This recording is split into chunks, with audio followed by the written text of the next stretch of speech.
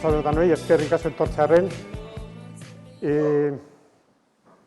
Hitzaldi hau pixkat suposatzen du gure elkarterako beste mugarri bat. Eta horregatik, historia bat kontatuko dizuet.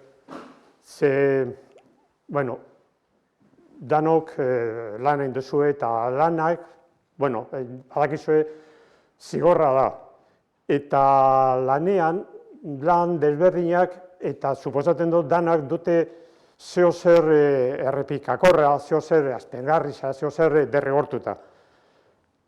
Gure aldetik, ni eta asko, maisuak izan gara. Eta maisua izan da, gu gero eta zarrago, baina ikusten duguna beti berdin. DBH lehenengo mailean, batxillerato lehenengo mailean, beti ikasle berdina dira. Beti dute 16, 12 edo 18 urte. Orduan, denbora ez da pasaten. Gu bai, gero eta zarrago, baina publiko bezero berdinak. Zerbait pasatu arte. Eta zer pasatzen da institutuetan, zer da nire ustez, eta, nik kontatzen dezuet, denboraz, konturatu nintzalako, ez da aldaketarik. Kolega, klaustroan, zure alboan, ikusten duzun, ikasle izandako bat, kolega ikusten duzunean. Orduan, urtero berdin, baina zehozet pasatu da, ze oen dela 6, 10 urte, hortxe egoan, eta orain ametxe da honera lamenean, ez? Olako mugarri bat, olako aldaketa bat edo, gertatu zaigu bebai, orain, aurten, gaur hobeto esan da gaur, zientzaren giltzan elkartean. Badakizue, hasi ginen 2014an, berez 2015an hilero itzali bat emoten, eta iaz, oain dela, 10 hilabete maiatzean, ospatu genuen gure 10. urte horrena. Eta horrekin batera, 100. itzaldian. 2017an, ekainean, 29. itzaldia, Estebanek eman zuen, eguzki sistemaren inguruan. Eta gaur egun, Estebanen semea, Iban Esteban Muñoz etorri zaigu. Orduan, zientzaren giltzak oraindik bakarrik 11 urte dakagu, baina bebai, noizean behin aldaketak edo gauza egolako historia gertatzen dira. Eta gaur, dakagu, Iban Esteban, itzalde emango digu, hori materia ilunaren inguruan. Eta orain, beraz egingo dute pixkat berba. Bilbokoa da, Bilboko, Euskal Herriko Unibertsitatean egin zuen fizikaz, baina gero tesia, masterrak eta tesia hitzera Barcelonara joan zen. Karreran eta tesian, sari ezoiko edo premio extraordinario lortu zuen. Orduan, figura bada. Eta Barcelonatik joan zen estatu batuetara, eta bertan zegoen postdoc beka bateaz, Bilboko Euskal Herriko Unibertsitatera bueltatu arte. Eta gaur egun bertan dago, klaseak emoten, suposatzen dut, eta ikerketak egiten. Eta horretan, artikulu pilo bat publikatu ditu, eta hori irakurriko dut, zehuz da, bere lana, bere ikerketa lanak, partikula fizikan esaten da. Eta berak, bere ikerketan edo, materia ilunaz lan egiten du. Batez ere, partikula bitan edo historia bitan. Alde batetik, neutrinoak. Hementxe behin baino gehiagotan hitz egin digute neutrinoen inguruan. Oso partikula bitxia dira eta segurazki hitzaldi gehiago ekiko ditugu. Eta beste aldetik, materia iluna aztertzen du. Materia arrunta, baino askoz ugariagoa den materia iluna. Eta, suposatzen dut, kontatuko dugu, nola konturatu ziren materia iluna dagoela eta nola aztertzen duten. Nahi duzunean, Iban.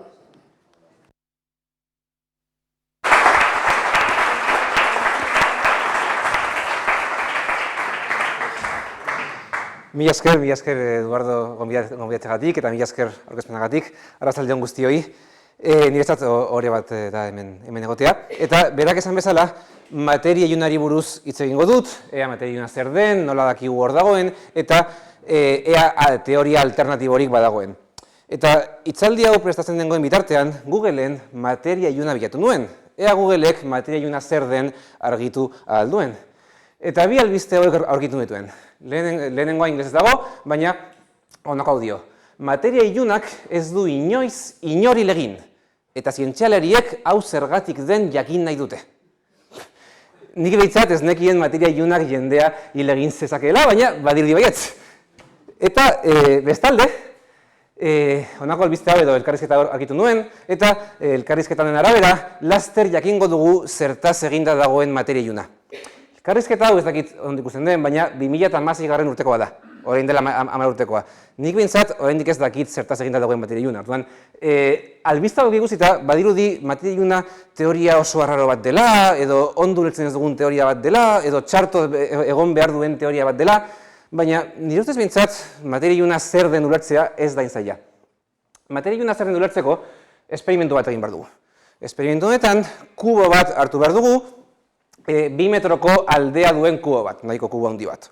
2 metro, bider 2 metro, bider 2 metro. Eta kubo hau unibertsoko edozein tokitan jarri behar dugu. Hau egin eta gero, kuboaren barruan dagoen materia zenbatu behar dugu. Zenbat protoi eta zenbat elektroi.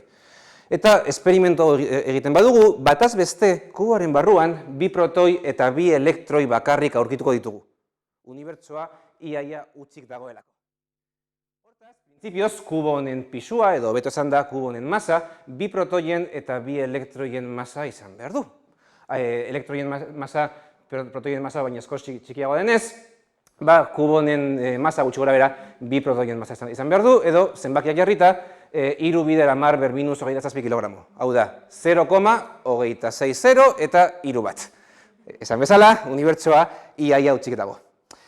Hala ere, esperimentu hau egin daiteke, hau da, kubo honen barruan dagoen masa pisatu daiteke, eta esperimentu hau egiten dugunean, ez dugu 2 protoien masa ikusten, baizik eta 20 protoien masa.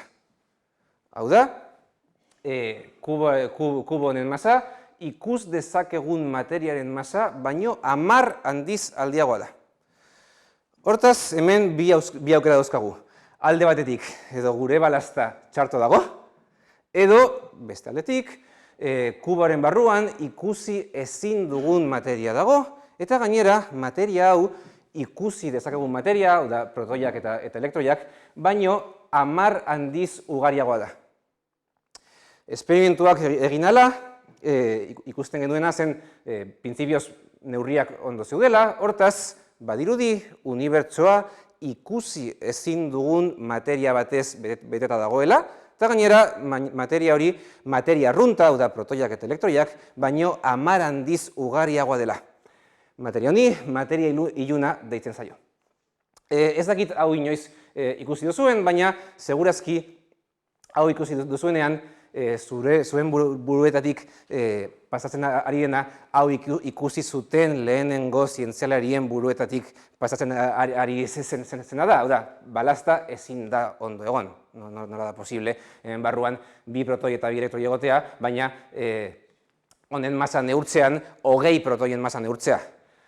Hala ere, neurketak egin ahala, emaitza bera ikusten zen beti. Eta gutxi gora bera, 70 urte eta gero, ondorioa simplea zen, unibertsoa ikusi ezin dugun materia batez beteta dago. Esan bezala, zientzialariek ondorio honetara ailegatzeko 70 urte behar izan zituzten, hortaz, pixkanaka joango gara, baina espero dut hitzaldiaren amaieran unibertsoa materia ilunez zergatik beteta dagoen pentsatzera eraman gaituzten behaketak ulertzea, eta batez ere materia ilunaren hipotesia edo teoria guztiz bermatzeko oraindik ere falta diren behaketak ulertzea ere espero dut. Baina hau guztia ulertzeko hasieratik hasi behar gara. Eta esperimentu honetan, kubo honen masa neurtzen dugula esan dut, baina nola de Montre pixatu dezakegu unibertsoa, ezin dugu balazta bat Andromeda galaxiara eraman eta pixatu. Erantzuna oso erraza da, grabitatea erabiliz. Badakigu, masa duten gorputz guztiek grabitate indarrak eragiten dituztela. Hau da, lurraren masa oso handia da, eta horregatik pilota hau botatzen badugu, pilota lurrerantz mugitzen da. Are gehiago, eguzkiaren masa oso handia da ere, eta horregatik eguzkiak lurraren gainean grabitate indarrak eragiten ditu, eta horregatik lurrak eguzkiaren inguruan birak ematen ditu. Are gehiago, grabitate indarrak masarekiko proportzionalak dira. Zer esan nahi du honek? Hemen nire ezkerraldean daukadan pilotaren masa, eskumaldean daukadan pilotaren masa, baina 10 handiz handiago bada. Orduan, pilota honen grabitate indarrak, pilota txiki honen grabitate indarrak, baino 10 aldiz indartsuagoak izango direla. Hortaz, gorputz baten grabitate indarrak neurtuz, gorputz honen masa neurtu dezakegu. Hau da, pilota honek eragiten dituen grabitate indarrak neurtzeko gai izango bagina, pilota honen masa neurtuko genuke. Eta horrela neurtu dira adibidez lurraren masa, lurrak eragiten dituen indarrak neurtuz, edo eguzkiaren masa, eguzkiak eragiten dituen indarrak neurtuz. Are gehiago, grabitate indarrak erabiliz, gorputz guztien inguruan dauden masak neurtu ditzakegu. Hau da, pilota honen gainean eragiten diren grabitate indar guztiak neurtzen baditugu, gorputz edo pilota honen inguruan dauden masa guztien balioan neurtu dezakegu. Eta ideia hau ez da ideia berria, orain dela 200 urte edo erabili zen lehenengo aldiz. Gizon honek erabili zuen, hain zuzen ere, Urban Le Verrierrek, 1856 urtean gutxi gorabehera. Urban Le Verrierren garaian, bakarrik 7 planeta ezagutzen ziren eguzki sisteman. Merkurio, Artizarra, Lurra, Martitz, Jupiter, Saturno eta Urano. Neptuno ez zen oraindik ezagutzen. Baina, Urban Le Verrierrek planeta guztien mugimendua aztertu egin zuen, batez ere Uranoren mugimendua, eta Uranoren mugimendua behatuz, Uranoren gaineko indarra neurtu daiteke. Eta indar hau teorikoki kalkulatutako indarrarekin alderatu daiteke. Hau da, Uranoren mugimendua azaltzeko behar den indarra, eguzkiak eta beste planetek eragiten duten indarrarekin alderatu daiteke. Eta kalkulua ez zetorren bat behaketekin. Bazirudien, Uranoren mugimendua azaltzeko beste indar berri bat behar zela. Eta Le Verrierren ondorioa sinplea izan zen. Oraindik ikusi ez dugun planeta bat dago hortik, eta planeta horrek grabitate indarrak eragiten ditu Uranoren gainean. Eta horregatik Uranoren mugimendua behatzen dugun bezalakoa da. Hortaz, hipotesi hau egin eta gero, Le Verrierrek planeta zeruan non zegoen kalkulatu zuen, astronomoek haien teleskopioak puntu horretara begiratzen jarri zituzten, eta planeta berri bat aurkitu zuten, Neptuno planeta. Hortaz, Neptuno planeta matematikoki aurkitu zen. Nola? Uranoren mugimendua aztertuz eta harren gaineko indarra neurtuz eta beste planeta guztien indarrarekin alderatuz. Eta hala ere, Neptuno planeta aurkitu zenean, bazirudien Neptunoren grabitatea ez zela nahikoa Urano planetaren mugimendua azaltzeko. Bazirudien beste planeta bat behar zela. Eta astronomoek planeta hau bilatu egin zuten eta ez zuten aurkitzen. Bilatu egin zuten eta ez zuten aurkitzen, bilatu egin zuten eta ez zuten aurkitzen. 1930 urtera arte, astronomo honek, Clayton Baughek, argazki hauek atera zituen arte. Argazki hauek zeruko argazkiak dira, 6 egun ezberdinetan aterata, hau da, ezkerreko argazkia urtarrilak 23 atera zen, eta eskumakoa urtarrilak 29. Eta ez da oso ondo ikusten, baina gezi honen amaieran puntu txiki bat dago. 6 egun pasa ostean, puntu hau mugitu egin zen zeruan. Puntu hau 6 egun eta gero hemen zegoen. Orduan, ondorioa printzipioz simplea da. Puntu hau mugitzen ari den gorputz bat da. Puntu hau planeta berri bat da. Puntu hau Uranoren orbita azaltzeko behar dugun planeta da. Puntu honi edo planeta horri Plutoi deitu zitzaion, baina Plutoien masa neurtu ala, bazirudien oso planeta txikia dela, Lurra baino askoz txikia da. Orduan, bere grabitate indarra printzipioz ez da nahikoa Uranoren orbita azaltzeko. Hortaz, bazirudien planeta berri bat behar zela. Bazirudien eguzki sisteman 10 planeta zeudela, planeta honi planeta isa deitu zitzaion, astronomoek bilatu egin zuten, eta ez zuten aurkitzen, bilatu egin zuten, ez zuten aurkitzen, bilatu egin zuten, ez zuten aurkitzen. Eta misterio hau, orain dela 30 urte bakarrik argitu egin zen, 1982 urtean. Urte honetan, Voyager 2 espaziontzia Neptuno planetatik hurbil pasa egin zen, eta Neptunoren grabitate indarrak neurtuz, Neptunoren masa neurtu zuen. Eta neurketa egin zuenean, liburuetan Neptunoren masa txarto zegoela ikusi zuten. Hau da, Urano planetaren orbita kalkulatzeko erabiltzen zen Neptunoren masa txarto zegoela.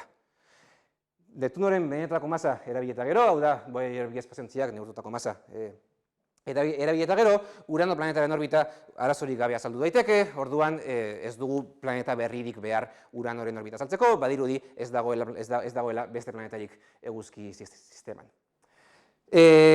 Hortaz, zer ikasten dugu hemendik? Grabitate indarrak erabiliz, ikusten ez dugun masa hor dagoela ondorioztatu daitekeela, baina honetarako gure beheraketak eta gure datuak ondo egon behar dira. Bestela gure ondorioa txarto egongo da. Eta hau ez da planeta berri bat aurkitu zutela pentsatu zuten lehenengo aldia. Merkurio planetaren orbita aztertuz ere, gauza oso raro bat gertatzen zen. Merkurio planetaren orbita elipse bat da,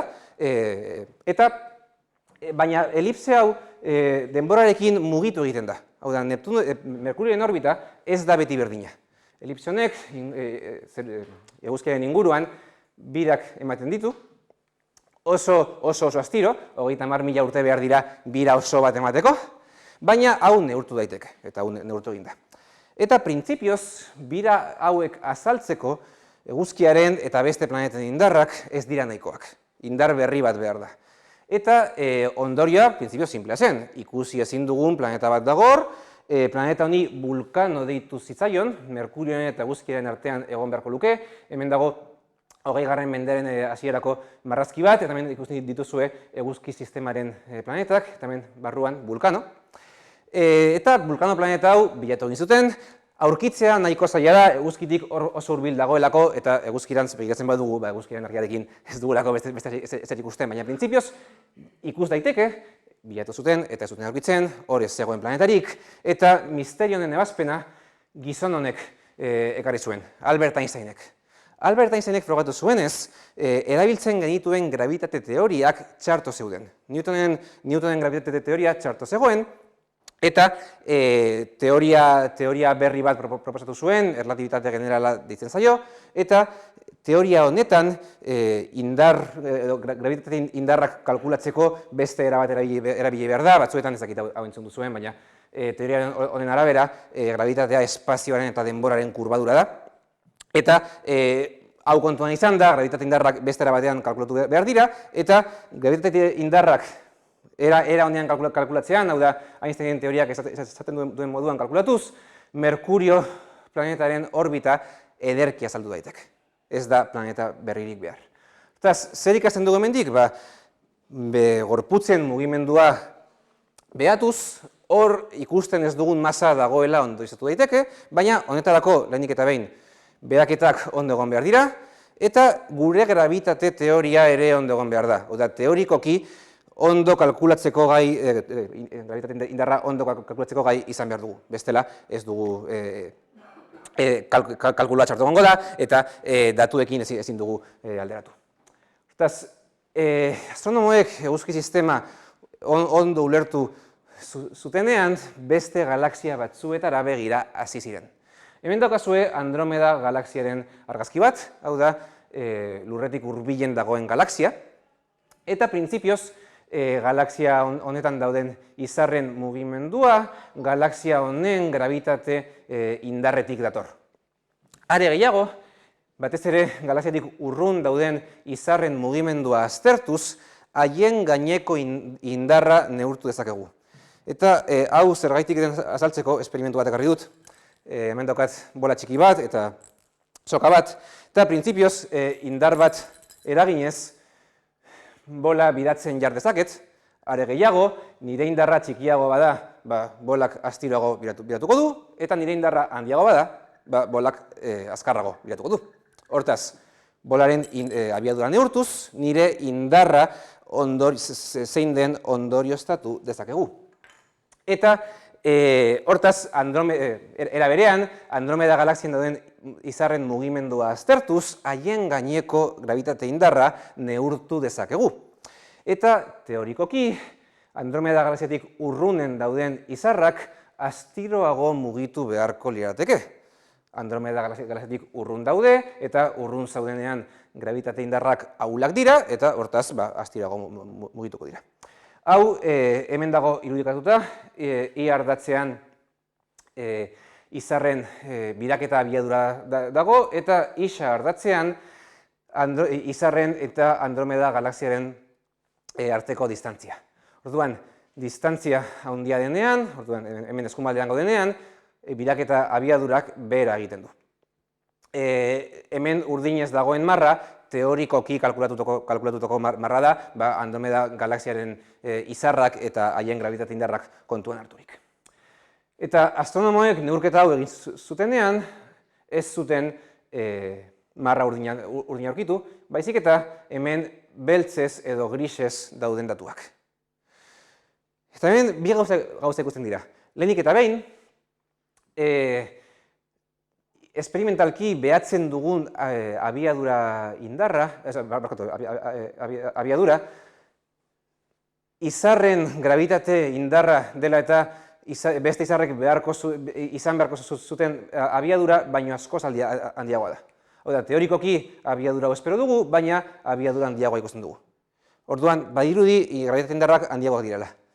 Are gehiago, galaxiatik urrun dauden izarren abiadura eta galaxiatik hurbil dauden izarren abiadura gutxi gora bera berdina da. Eta hau, printzipioz, ez dauka zentzurik, printzipioz galaxiatik urrun bazaude, grabitate indarren iturritik urrun zaude eta abiadura txikiagoa izan beharko litzateke. Hortaz, hemendik ondorioztatzen duguna, Andromeda galaxian ikusi ezin dugun masa dagoela da. Hemen dago teorikoki masa gehiago jartzen baduzu, izarrek izan beharko luketeen abiadura eta gutxi gora bera bi grafikak gehituz grafika gorria lortzen dugu, hau da, behatutako izarren abiadura. Hortaz, datu hauek ondo badaude eta gure grabitate teoria ondo badago, Andromeda galaxia ikusi ezin dugun materiaz beteta dago. Are gehiago, izarren mugimendua aztertuz, materia honen dentsitatea eta kokapena neurtu daiteke, eta emaitza nahiko harrigarria da.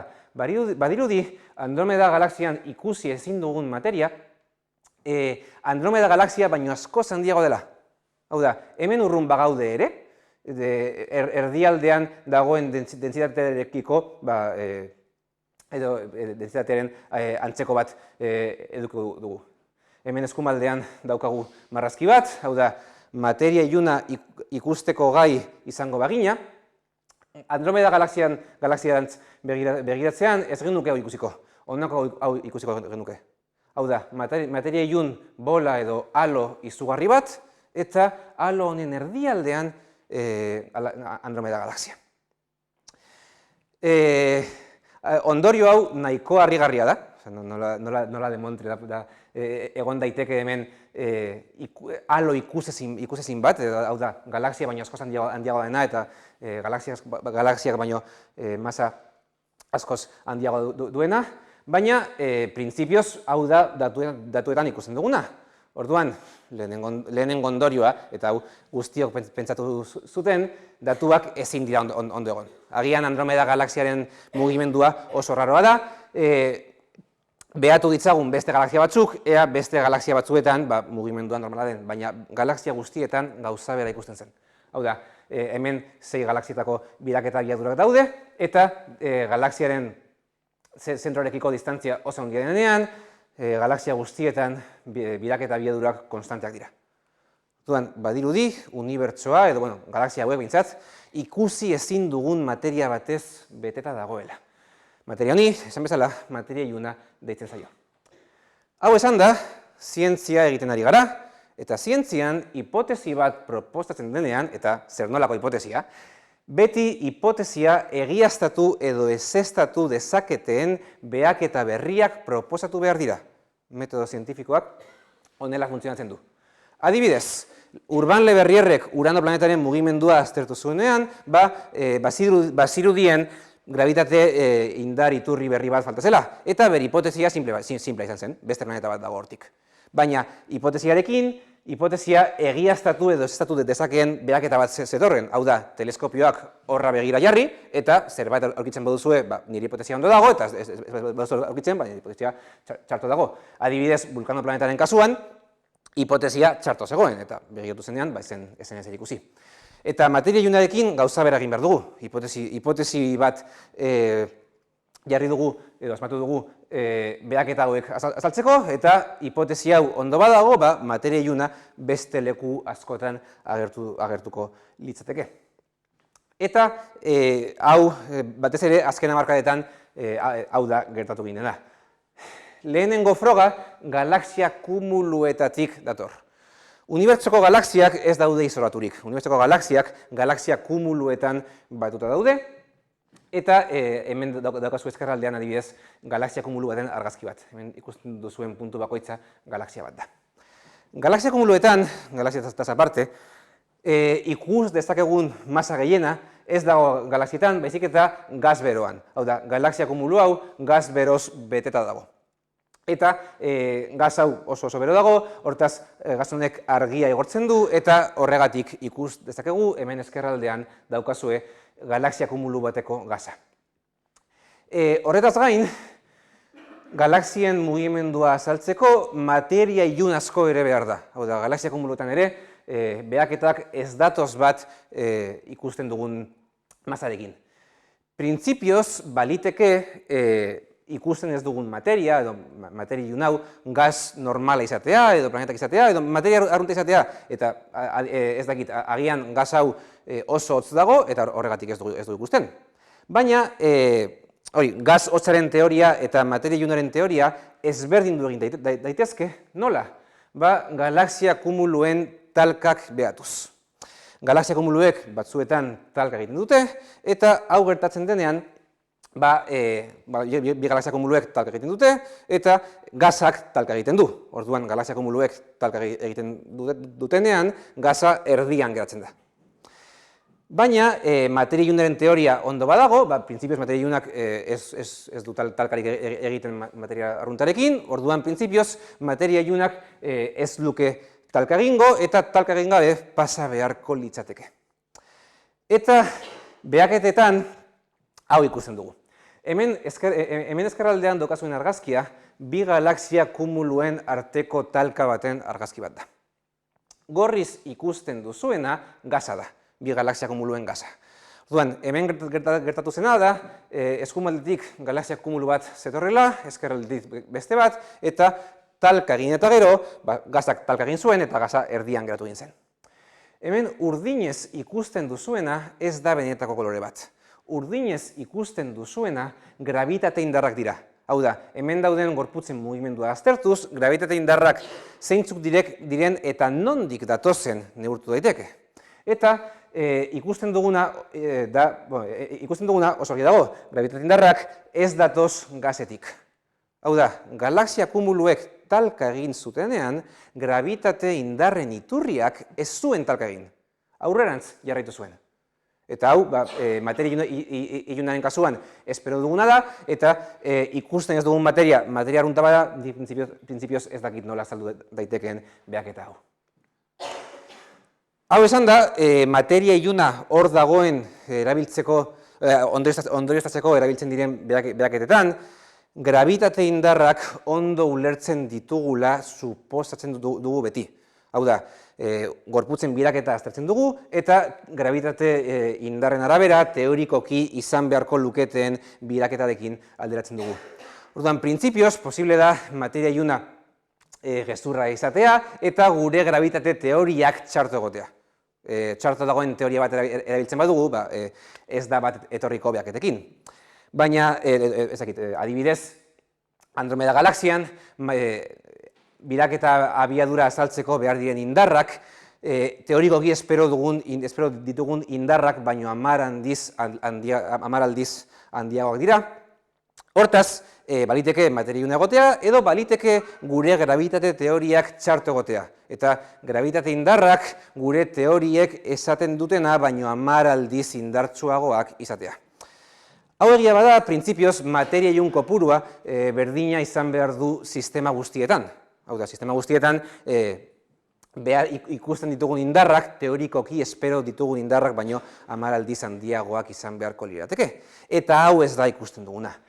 Adibidez, esne bidearen mugimendua azaltzeko, materia iluna, materia arrunta baino 50 aldiz ugariagoa izan behar du. Eta badaude materia ilun gehiago dituzten galaxiak.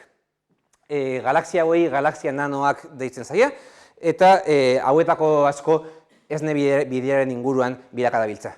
Hemen, ezkerraldean, esne bidearen eta hurbil dauden beste galaxien marrazki bat dago, edo haien izarren marrazki bat dago, eta eskumaldean materia ilunaren teoriaren arabera, materia iluna non kokatuta dagoen marrazki bat da.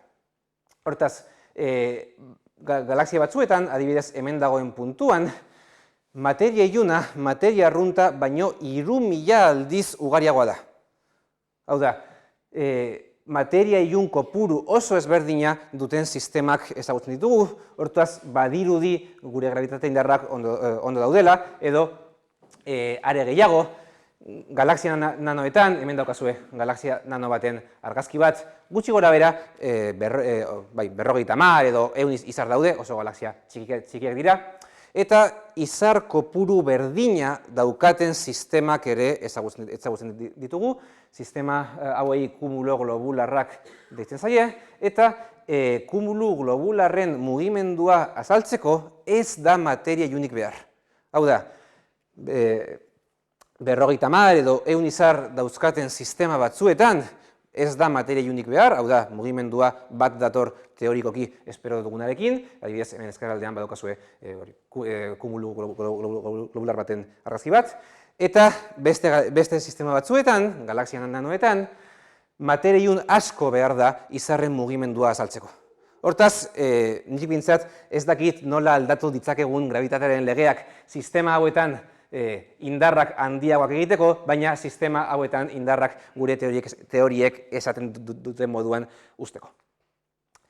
Eta honetaz gain, batez ere, azken hamarkadetan, materia iluna hor dagoela argudiatzeko behaketa kosmologikoak erabili dira. Orduan, hurrengo 10 minutuetan edo kosmologiari buruz hitz egingo dut, atal hau askoz teknikoagoa izango da, hortaz pixkanaka joango naiz, baina ez dakit kosmologia hitzaldiren bat izan duzuen hemen, baina Big Bangari buruz eta kosmologiari buruz zerbait entzun baduzue, uste dut gauza asko ulertu daitezkeela eta behaketa hauetatik materia iluna zergatik hor dagoen ondorioztatzen dugula ulertzea erresa da.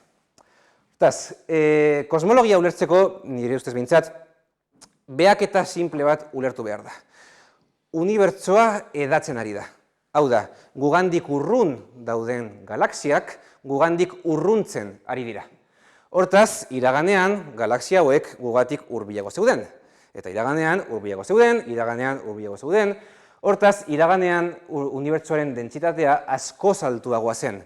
Unibertsoak dentsitate oso altua zuen, temperatura oso altua zuen, eta unibertsoaren hasieran dentsitatea eta temperatura teorikoki infinituak ziren, une honi Big Banga deitzen zaio, eta hemen daukazue hori Big Bangaren teoria ilustratzen duen marrazki bat, hasieran Big Banga daukagu, hemen temperatura eta dentsitatea oso handia da, eta denbora pasa ahala, unibertsoa edatzen da, edatzen denean pixka bat oztu egiten da, eta hau 1000 milioi urteetan zehar gaur egungo unibertsoa eman digu.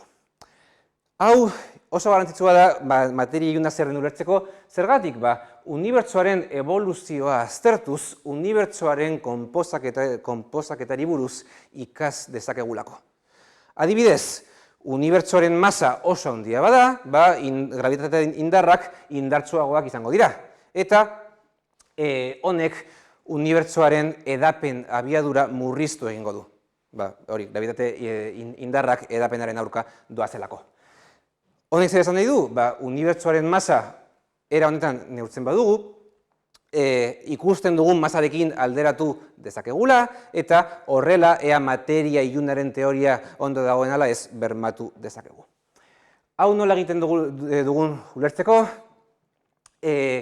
Big Banga eta gero zer gertatu zen ulertu behar da gutxi gora bera, eta ideia oso simplea da. Unibertsoa beroagoa eta dentsoagoa zenean, temperatura ikaragarri altua zen, eta dentsitatea oso altua zen, eta materia plasma egoeran zegoen. Hau da, protoiak eta elektroiak ez zeuden elkarri lotuta, azke zeuden, adibidez, eguzkian dagoen materiak ere temperatura oso handia dauka, eta horregatik plasma egoeran dago. Sistema bat plasma egoeran dagoenean, edo temperatura oso handia duenean, argia igortzen hasten da, adibidez, eguzkiaren kasuan horregatik igortzen du argia, edo labe baten barruan burdin zati bat jartzen baduzu, temperatura oso handia denean, burdin zati honek ere argia igortzen du. Unibertsoari gauza bera gertatu zitzaion. Temperatura oso handia zenean, eta dentsitatea oso handia zenean, argia igortzen zuen. Unibertsoa oztu eta gero, argia igortzen ez zuen, baina igorritako argia unibertsotik geratu egin zen. Orduan, unibertsoak temperatura eta dentsitate oso handia zuenean igorri zuen argia, printzipioz oraindik unibertsotik egon behar du, eta argi honi ondoko mikrouhin erradiazioa deitzen zaio. Argi hau aurkitu egin dugu, eta Big Bangaren teoria bermatzeko erabili egin zen lehenengo frogetariko bat da, gizon hauek aurkitu zuten, eta hemen eskumaldean badaukazue ondoko mikrouhin erradiazioaren marrazki bat. Hau zeruaren marrazki bat da, eta zeruaren puntu bakoitzetatik datorren ondoko mikrouhin erradiazioaren intentsitatea irudikatuta dago, puntu gorrietan intentsitatea oso handia da, eta puntu txikietan intentsitatea baxuagoa da. Ondoko mikrouhin erradiazioaren temperatura neurtu daiteke, eta temperatura hau neurtzen badugu, emaitza nahiko ikaragarria da. Zeruaren puntu ezberdinetako temperatura, -230,2 gradu zentigradukoa da, plus minus 0,0000 Honek zer esan nahi du? Ondoko mikrouhin erradiazioa izugarrizko uniformea da. Unibertsoko puntu guztiek temperatura berdina zeukaten ondoko mikrouhin erradiazioa sortu zenean. Berriz, ondoko mikrouhin erradiazioa sortu zenean, unibertsoko puntu guztiek temperatura berdina zeukaten, eta horregatik puntu ezberdinetara begiratzen dugunean, gaur egun intentsitate bera ikusten dugu. Hortaz, berriz, argia igortzen zuen unibertsoa oso uniformea zen. Baina, gaur egungo unibertsoa ez da uniformea, ez da homogeneoa. Gaur egun galaxiak ikusten ditugu, galaxien barruan izarrak daude, planetak daude, gu gaude, oso ez uniformea da. Nola az gaitezke unibertso oso homogeneo batetik eta gaur egungo unibertsoan amaitu? Erantzun erraza da, grabitatea dela eta. Grabitate indarrak erakargarriak dira, hortaz, puntu batean, adibidez, hemen dentsitatea pixka bat altuago bada, puntu honen masa pixka bat altuagoa izango da, inguruarekin alderatuz. Hortaz, grabitate indarrak handiak izango dira, eta hemen inguruan dagoen masa puntu honetarantz eroriko da.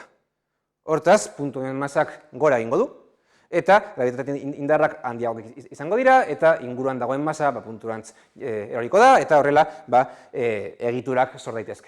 Hemen daukazue simulazio bat, unibertso homogeneo batetik hasita, gaur egungo unibertsoa nola sortu daitekeen azaltzen duen simulazio bat. Berriz jarriko dut, hasieran dena oso homogeneoa da, baina leku batzuetan dentsitatea handiagoa da, hortaz leku honetatik hurbil dagoen materia leku honetarantz erortzen da. Eta horrela, gaur egun ikusten ditugun galaxiak eta izarrak azaldu daitezke. Eta zein da honen arteko eta materia ilunaren arteko zerikusia? Oso erresa. Printzipioz, materia ilun asko badago, materia ilunaren gravitateak prozesu hau asko azeleratu egingo du.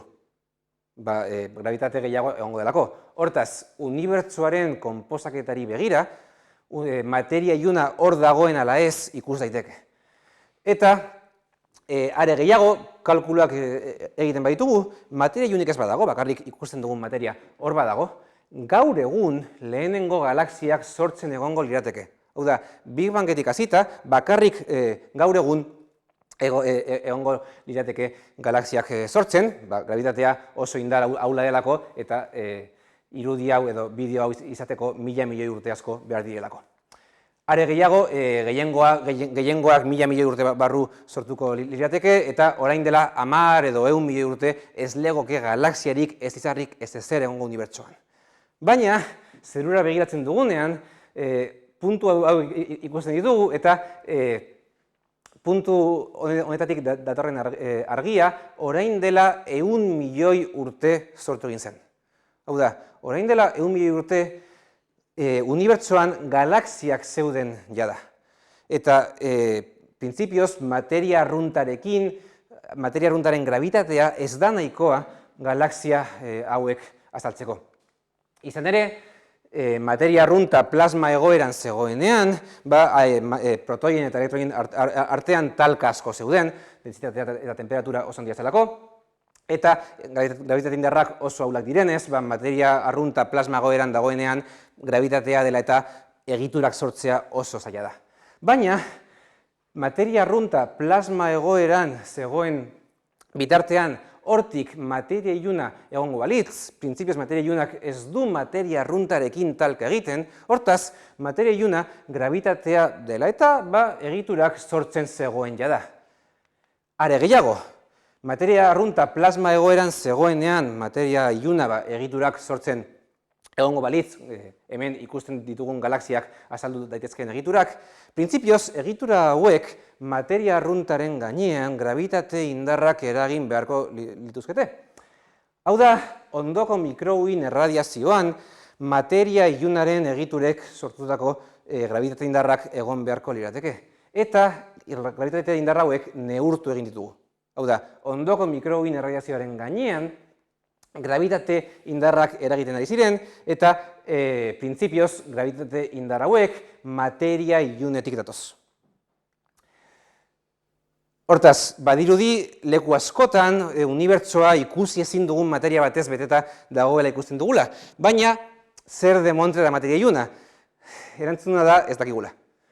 Zergatik, materia iluna dagoela argudiatzeko erabiltzen diren beraketa guztietan, gravitate indarrak ondo ulertzen ditugula suposatu dugulako, eta materia iluna argudiatzeko erabiltzen diren beraketa guztietan, materia ilunaren gravitatea bakarrik neurtu dugulako. Ez dugu beste zer neurtu, bakarrik bere gravitatea. Horretaz gain, horregatik, ez dakigu zertaz egin dagoen, ez dakigu zeintzuk diren materia ilunaren atomoak. Laborategietan ez dugu inoiz materia iluna ikusi, bakarrik unibertsoko gorputzen mugimendua aztertzean. Zan bezala, printzipioz, baliteke materia ilunaren hipotesia edo teoria txartu egotea, azkenean zientzian hipotesi guztiak bermatu edo estatu daitezke, zientzian ez dago benetako egirik, eta printzipioz posible da gure gravitate teoriak txartu egotea eta materia iluna behar ez izatea unibertsoaren mugimendua azaltzeko. Adibidez, esan bezala, galaxien bidaketa abiadurak azaltzeko. Teoria alternatiboak egon badaude, batez ere pasaden mendeko 80garren edo 90garren hamarkadan teoria alternatibo asko zeuden, baina batez ere hori behaketa bat azaltzeko 1000 teoria asmatu daitezkelako. Baina behaketa gehiago edukiala, nik dakidala bintzat, bakarrik materia ilunaren teoriak azaldu ditzake behatzen ditugun behaketa guztiak. Oda, gure gravitate indarrak txarto badaude, orduan zergatik galaxia kumuluek talka egiten dutenean gravitate indarraren iturriak ez du talka egiten. Edo gure teoriak txarto badaude, zergatik 50 edo 100 izar dituzten sistema batzuetan, galaxia nanoetan, materia ilun asko behar da, eta 50 100 izar dituzten beste sistemetan, kumulo-globularretan, ez da materia ilunik behar. Are gehiago, materia ilunaren teoria txarto badago, nondik datoz ondoko mikrobuen erradiazioaren gainean neurtzen ditugun gravitate indarrak. Hortaz, materia ilunaren teoria simple bat da, eta behaketa guztiak azaldu daitezke arazorik gabe. Baina, berriz, zer demonte da materia iluna, eta nola da posible, unibertsoa ikusi ezin dugun materia batez beteta egotea. Hau, fizika pixka bat badakizue, eta batez ere neutrinoei buruz entzun baduzue, ez da inarraroa. Adibidez, neutrinoak erreakzio nuklearretan sortzen diren partikulak dira, adibidez gure eguzkian neutrino asko sortzen dira, eta neutrinoak ezin dira ikusi, eta neutrinoek ia ez dute talka egiten materia arruntarekin. Hortaz, printzipioz, materia ilunak ez du zertan materia arruntarekin talka egin behar. Eta adibidez, Big Bangean, azkenean, dentsitateak eta temperaturak oso altuak ziren, ez dakizkigu zeintzuk diren fizikaren legeak Big Bangaren unean, hortaz, printzipioz ez da hain arraroa oraindik ezagutzen ez dugun partikula berri bat egotea, eta temperatura oso altua denean partikula hori sortzea. Hori, adibidez, neutrinoen kasuan, Big Bangean neutrino asko ere sortu ziren. Izan ere, zentimetro kubiko bakoitzeko, Big Bangean sortu ziren 300 neutrino daude. Eta neutrino hauek, Big Bangean sortutako neutrinoak, ez ditugu inoiz ikusi.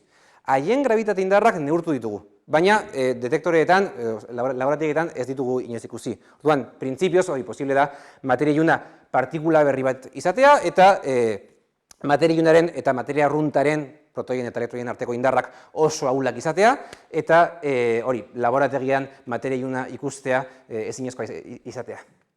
Hau esan da, nire ustez bintzat, beste lekuren batean aurkitzen dugun arte, materia iluna ez da guztiz bermatuta egongo.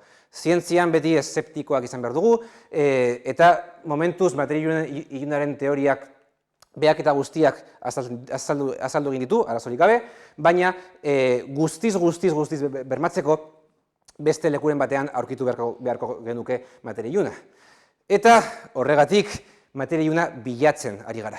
Materia iluna benetan hor badago, hori, materia arrunta baina 10 aldiz ugariagoa izan behar du. Honek esan nahi du, gure gorputzen zehar materia ilun asko dagoela orain. Pasa egiten. Hortaz, detektoreak jartzen baditugu, printzipioz, detektorearen gainean, materia ilun fluxu oso handi bat egon behar du, hemendik pasatzen. Eta printzipioz, baliteke materia ilun atomo batek, materia arrunt atomo batekin talka egitea, probabilitate oso txikiarekin, baina baliteke talka egitea, eta printzipioz hau gertatzen bada, talka hau neurtu dezakegu. Eta horregatik, izugarrizko detektoreak bildu ditugu, hau Shannon Enton detektorea da, Italian dago, eta ez dakit ondo ikusten den, baina hemen aulki bat dago, orduan, imaginatu detektorearen tamaina. Detektore hau, Italian dago, eta materia ilunaren eta detektorearen arteko talkak bilatzen dabil. Printzipioz, oraindik ez du ezer ikusi, baina hor dago. Bestalde, materia iluna badakigu Big Bangean sortu zela. Hortaz, badirudi temperatura eta dentsitatea oso handia denean, materia iluna sortu daitekeela. Big Banga ezin dugu laborategian sortu, baina partikula azeleragailuetan partikulak izugarrizko energiarekin talka egiten dute elkarrekin. Hortaz, partikula talketan temperatura eta dentsitatea oso handia da. Hortaz, hemen ez dugu Big Banga sortzen, baina temperaturak oso handiak eta dentsitateak oso handiak dira. Hortaz, baliteke partikula azeleragailuetan materia iluna sortzea. Eta horregatik, Big Bangean sortu zelako, partikula azeleragailuetan materia iluna bilatzen gabiltza. Oraindik ez dugu ezer aurkitu, baina bilatzen gabiltza. Eta kasu guztietan, hori, materia iluna eta materia arruntaren artean, elkar eragin ez gravitazionalak daudela suposatu behar dugu materia iluna hori talketan edo partikular azeleragaiotan bilatzeko. Posible liteke eta posible da materia arruntaren eta materia ilunaren arteko elkar eragin bakarrak, indar bakarrak, gravitate indarrak izatea. Kasu honetan, ez dugu inoiz ikusiko azeleragailuetan, ez detektoretan, baina bestera batean guztiz bermatu daiteke, nire ustez behintzat, materia ilunaren hipotesia. Hemen daukazue simulazio batzuen arabera, gure galaxian, esne bidean, dagoen materia ilun dentsitatea. Puntu zurietan materia ilun dentsitatea handiagoa da, eta leku beltzetan materia ilun dentsitatea txikiagoa da. Hemen ikusten duzuena, erdialdean, esne bidea dagoen tokia da, eta hemen beste puntu batzuk ikusten dituzue. Hauetako puntu batzuetan, hauetako puntu guztietan materia ilun dentsitatea oso handia da, hauek materia ilun haloak edo materia ilun galaxiak dira, eta puntu batzuetan galaxia nanoak egotea espero dugu, baina beste puntu batzuetan printzipioz ez dago izarrik. Hau da, printzipioz materia ilunaren teoria ondo badago, gure galaxia izarrik gabeko halo edo bola ilunez beteta egon beharko litzateke. Halo hauek aurkitzea ez da oso erreza, oso handiak ez direlako eta bakarrik gravitate indarrak eragiten dituztelako, baina behatzen gabiltza, printzipioz gaur egungo teleskopioekin halo hauek aurkitzeko gai izan beharko ginateke eta badirudi azken urteotan aurkitu egin ditugula. Hau azken 5-2 urteetako albiste bat da, orduan oraindik datuak ondo behatzen gabiltza, behaketa hauek oso zailak dira, eta oraindik ez dakigu zehatz-mehatz ea halo hauek aurkitu ditugun ala ez, baina nire ustez behintzat, halo hauek haien gravitate indarrak direla eta aurkitzen baditugu, materia ilunaren teoria guztiz bermatuta egongo litzateke, printzipioz hori, materia arruntik ez duten galaxiak edo haloak ikusiko benituzkelako. Eta hau da guztia nire aldetik. Espero dut hitzaldi hau eta gero, gutxi gora bera, ulertzea zergatik gravitatearen legeak erabiliz, badirudiela unibertsoa materia ilunez beteta dagoela, hau da, ikusi ezin dugun materia batez beteta dagoela. Orain arte proposaturiko behaketa guztietan ideia hau egiaztatu egin da. Hau da, materia ilunaren hipotesia Andromeda galaxiaren bidaketa azaltzeko proposatu zen lehenengo aldiz, eta beste leku askotan ere aurkitu egin dugu. Bai galaxia kumuluetan, galaxia nanoetan eta kosmologian ere. Hau guztia beste teoriekin azaltzea oso zaila da, batez ere azken urteetako behaketekin, nik behintzat ez dut ezagutzen behaketa guztiak azaldu ditzakeen teoriarik, baina orain ere teoria bermatzen gabiltza, zientzian beti teoriak bermatu egin behar dira, eta hortan gabiltza. Mila esker.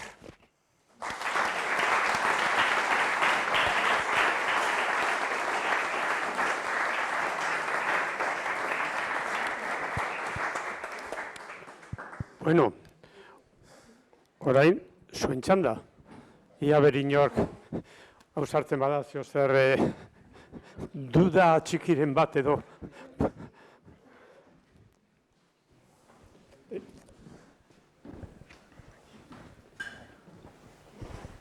Hola, atzaldeon. Eskerrik asko ondarrun etortearen, baizu eta baizure aita. Akordatena txarliaz, atxakemogan txarliaz, eta ze galdera initzan ordun. Entzateo 2017 izazu, ezta? Galdera izan, ia zelan esaten unibertsu zabaltzen dule, da gero esate zuen Andromeda beste 4.000 milioi urte baru baten gero bialateaz. Hori zezan galderi, gaur itxurako batakat, ez? Hori jala, horrela. Galdera, oraindik daukazu edo? Ez, beste. Bale, beste galdera bat da, bale. A ber, unibertsu zabaltzen du, da energia ilunera responsabli esaten dabe gaur egun, abiadurit edana. Eta gero beste alderditxik, da beste area batzuta zor, supercúmulos de galaxias. Bai, hauek dira galaxia. Eta hor, energia, materia ilune da uno de los actores ahí. Bai. Con la gravedad y gases, ¿no? Bai, hor dago. Eta hori batzen dule. Osea, horrek galaxiak alkar produkzio handi bat hor da gaina batzen dule. Galan ulertzen dut. Hori zalan izalike. O batzen duz, o zabaltzen duz. Bueno, lehenik eta behin, hau leku askoetan ez dago argi, baina materia ilunak eta energia ilunak printzipioz ez dute zerikusirik elkarrekin.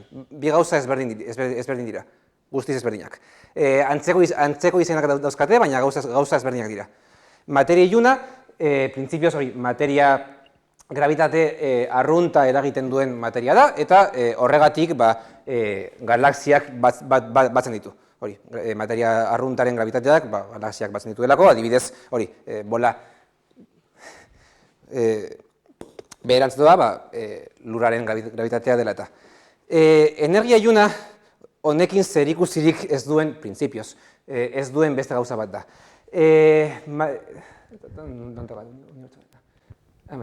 Hori, unibertsoa edatzen ari da, eta azken urteotan ikusi dugu edapen abiadura gero eta handiagoa dela.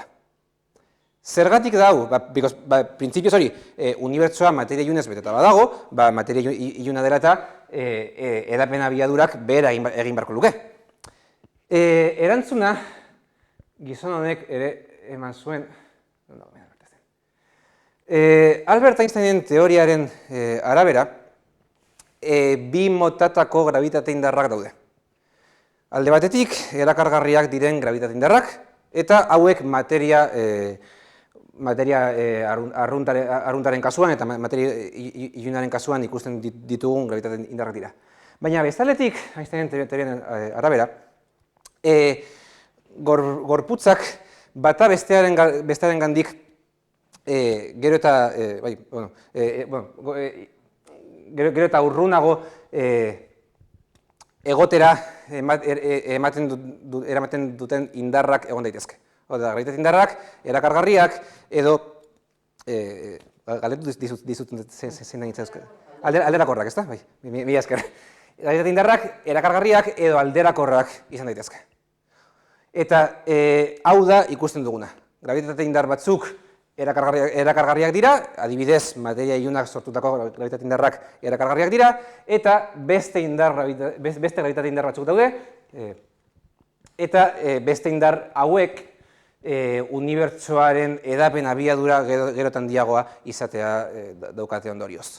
Eta zati hori, gravitate indar berri hauei energia iluna deitzen zaie. Nire ustez bintzat ez da oso izen ona, printzipioz ez dagoelako ezer misteriotsurik haien inguruan. Einsteinen teoriaren arabera, bi motatako gravitate indarrak daude. Bueno, beste pare bat txikixak. A ver, energia oskura, energia ilune. Hau teleskopixo barri xeo gazkaneko botaben hau James Webb. Bai. Hori da deskubruten egun etorri gauza barriza. Zientifiku da bi zerdizak eta bi rebobinaten izango golatzenik. Hona azkanengo da informazioa nigondala hilabete agertu azta mobilin, zelan toparauela galaxia bat onarteko topara benika txinakuena, osea, que tiene 800 millones de... Bai, printzipioz uste dut hau dela, baina, bai. Bai. Hauetariko bat da, bai. Osea, ondala 13.000 milioi dakar, 13.000 milioi, si el universo tiene 13.800, después del Big Bang, osea, 13.000 milioiko alaku, gazek uste, bera galaxia ordunkua ikusten, osea, ontsa ala da, ardize hona, nik ulertze dute morri. Bai, kasu hauetan, a ber, behaketa hauek oso zailak dira.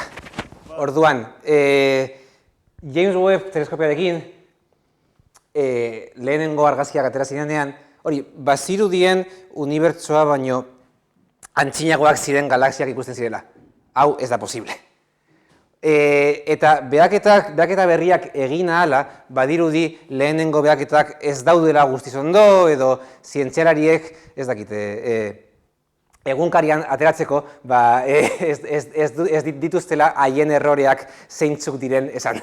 Neurketa guztiek erroreak dauzkate, orduan ateratako lehenengo argazkietan bazirudien ezinezkoak ziren galaxiak hor zeudela, baina neurketa berriak aterala eta erroreak txikiagotu ala, printzipioz, momentuz, badirudi dena bat datorrela eta galaxia hauek materia iluna dela eta sortu egin ziela. Bueno, beste bat, eskala. Hau James Webb botara bena pasan aztina agertu aztan hori mobilu. A ver, gure galaxian bi aldate gandan, el superagujero masivo, agujero negro, superagujero masivo, agujero negro. Gure galaxiak, Sagitario, no sé cuánto. Sagitario sei estaria, bai. Horretzen informazioen arabera, nozta bezal, zabaldure, hori izan baik agujero negro, zulo baltza izan baik, izaleikela una inmensa nube de materia oscura, ya que materia oscura. Beti bezala, badirudi materia ilunean lan egiten duten zientzialariak albistetan atera nahi direla. Ups, itxegin da, ireki dezakezu berriz itzaldia. Bai, bueno, printzipioz, mila esker. Hori, esan bezala, badirudi zientzialariek egunkarian agertu nahi dutela. Zulo beltz honen kasuan, printzipioz, dakigunaren arabera zulo beltz bat da. Hala ere, ez gaude ziur zulo beltz hau nondik datorren. Printzipioz, kalkulu teorikoen arabera, oso zaila da zulo beltz handiak egitea. Unibertsoak hori 13.000 milioi urte dauzka, eta zulo beltz handi bat egiteko denbora asko behar da. Hortaz, teoria batzuen arabera, materia iluna dela eta sortu ziren zulo beltz hauek. Agian albistea hortik zijoan.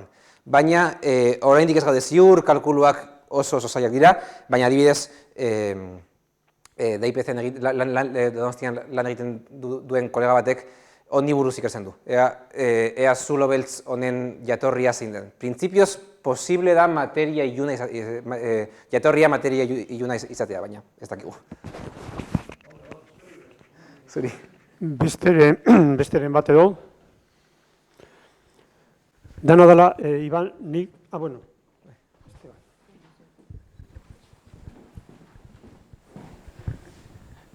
Baldago zientzialarien bat onartzen ez duena materia ilunaren teoria edo hori. Bai. Egon badaude, batez ere, 80. hamarkadan teoria, materia iluna azaltzeko, materia iluna hor dagoela ondorioztatzeko erabiltzen zen behaketa nagusia hau zen. Galaxien birak. Eta, printzipioz hori, datu bat azaltzeko, ez dakit, 1000 teoria egon daitezke. Eta, hori, hamarkada horretan, zientzialari askok teoria alternatiboetan lan egin zuten, eta azkenean, gizakiak garenez, ez dugu gure irizpidea aldatu egin nahi, eta oraindik ere hortan lan egiten gabiltza. Bai, badaude, baina, eta bai, artikuluak idazten dituzte, baina, esan bezala, nik behintzat ez dut inoiz ikusi behaketa guztiak azaldu dezakeen teoria bat. Bestera bat ikusi da ere, nik materia ilunaren inguruan lan egiten dudanean, materia ilunaren teoria bermatzen nabil egunero. Azkenean datuak eta teoriak alderatzen ditut, eta beti datuetan gauza bera ikusten dugu, materia iluna behar dela. Jendea egon badago, eta materia, eta hortan lan egiten egon badago, baina jende gutxi dago horretan lan egiten, hori batez ere, behaketa guztiak azaltzea, nik bintzat ez dakit nola egin daiteken. Bueno, dana dela, Iban, nik uste dut, materia iluna baino energia iluna dauka kontroversia gehiago, ez? Bai, energia ilunaren kasuan, esan dudanez, printzipioz, Einsteinen teoriarekin azaldu daiteke. Einsteinen teoriaren arabera, gravitate indar alderakorrak egon daitezke, eta honek azaldu dezake unibertsoaren edapen abiadura. Hala ere, azken urteetako behaketak direla eta batez ere, ustut, artikulu hau pasaren urtean ateratzen. Badirudi Einsteinen teoriaren gravitate indar alderakorrekin ezin dela zehatz-mehatz unibertsoaren edapena azaldu. Badirudi zerbait gehiago behar dela. Hortaz, teoria asko daude hau azaltzeko, eta teoria hauek bermatzen gabiltza. Batez ere, teoria hauetatik zein dagoen ondo eta zein dagoen txarto behatzen gabiltza. Bultatuko zara hori kumulo bi hoien talka, diapositiba horretara. A ber, materia iluna propietate batzuk, materianak, ez? Gravitazio indarra badauka. Baina beste elkarrekin desberdinak, ez? Kumulo biek talka egiten materia arrunta, materia normal modua edo portatzen da, baina materia iluna ez. Ez da... Bai, eta hau nahiko ulergarria da. Materia arruntaren arteko talkak indar elektromagnetikoak direla eta sortzen dira. Hau da, protoien eta elektroien artean, haiek karga elektrikoa daukaten ez, indar elektrikoak daude. Eta batez ere, kasu hauetan, materia arruntaren arteko talkak, karga elektrikoa dela eta sortzen dira. Orduan, zein izan diteke materia iluna honen natura? Badakigu ez daukala karga elektrikorik. Hau badakigu. Materia bada, baina materia... Baina, adibidez, ez dauka karga elektrikorik, hortaz argiarekin ez du elkarrera egiten, eta printzipioz ez dauka, momentuz, lau indar mota bakarrik ezagutzen ditugu, gravitazionalak, elektromagnetikoak, nuklear bortitzak eta nuklear ahulak. Elektromagnetikoak ez dauzka, nuklear bortitzak ere ez, nuklear bortitzak nukleoen arteko indarrak dira eta hauek oso indartsuak dira, eta printzipioz, esperimentu hauetan, Sinon Guanton, batez ere, hemen azkenean. Esperimentu hauetan, materia ilunak elkarreragin nuklear ahulik baduen ala ez begiratzen ari gara. Esperimentu honen tamaina ez da kasualitate bat. Esperimentu honen tamaina, materia ilunak, indar nuklear ahulak badauzka, materia iluna detektatzeko behar den tamaina da. Hortaz, esperimentu honetan, behatzen ari garena da, ea materia ilunak, eta, hauetan ere, ea indar nuklear ahulak sentitzen dituen ala ez. Printzipioz badirudi ezetz, baina guk gizakiok lau indar ezagutzen ditugu, baina printzipioz baliteke beste indar batzuk egotea. Orduan, adibidez, neutrinoen kasuan, bakarrik indar nuklear ahulak sentitzen dituzte, baina baliteke beste indar berriak egotea. Neutrinoek baduten indar ahula? Bai, bakarrik hauek eta gravitatea. Besteik edo? Klasean esaten dudan moduan, galderarik ez badago, dena guztiz argi dago, dena ulertu duzue, adituak zarete, ja materia ilunean. Bardoan betena argi dagoenez, eskerrik asko Iban. Zuei.